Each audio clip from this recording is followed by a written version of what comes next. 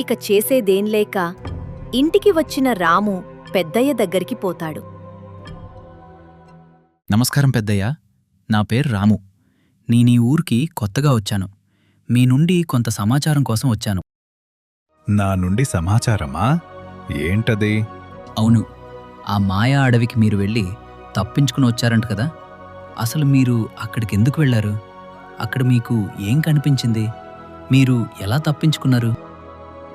ఇంతకీ ఈ విషయాలన్నీ నీకు ఎలా తెలుసు? నీకు ఈ సమాచారం ఎందుకు?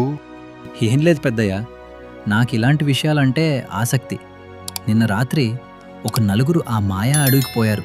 అక్కడ అసలు ఏం జరుగుతుందో అని వారికి తెలియకుండా వారి వెనక వెళ్ళాను. కానీ ఒక తెల్లని పొగ వారి చుట్టూ చేరి వారిని మాయం చేసింది. దయచేసి చెప్పండి, ఇలా ఇంకా ఎంతమంది చావాలి? ఆ రహస్యాన్ని ఛేదించడానికి నాకు సహాయం చేయండి. ఆ రోజు మీకేం జరిగిందో చెప్పండి. సరే చెప్పుతా. ఒకరోజు మా ఇంట్లో పాత సామాను బయటపడవేస్తుంటే ఒక ఉత్తరం, ఒక పాతబడిన మ్యాప్ దొరికింది. ఆ ఉత్తరంలో మా పూర్వీకులు ఆ అడవిలో ఉన్న రహస్య నిధిని గురించి తాళపత్రాలలో చదివారట. ఆ నిధి కోసం చాలా ప్రయత్నాలు చేశారంట. కాని ఆ నిధిని కనుక్కోలేకపోయారు. కాని ఆ రహస్య శక్తుల గురించి, అలాగే ఆ అడవిలో ఉన్న ప్రతి మూల, ఎక్కడికి వెళ్ళాలి, ఎలా వెళ్ళాలి, ఆ నిధి ఎక్కడుంది అన్నీ తెలుసుకున్నారు.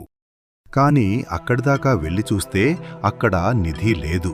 వారి తరంలో నిధిని సాధించకపోయినా భవిష్యత్తులో మా తరం వారు ఎవరైనా ఆ నిధిని సాధిస్తారు అనే నమ్మకంతో ఈ సమాచారాన్ని మొత్తం ఒక పెట్టెలో పెట్టి తరతరాలుగా ఆ పెట్టెను కాపాడుతూ వస్తున్నారు.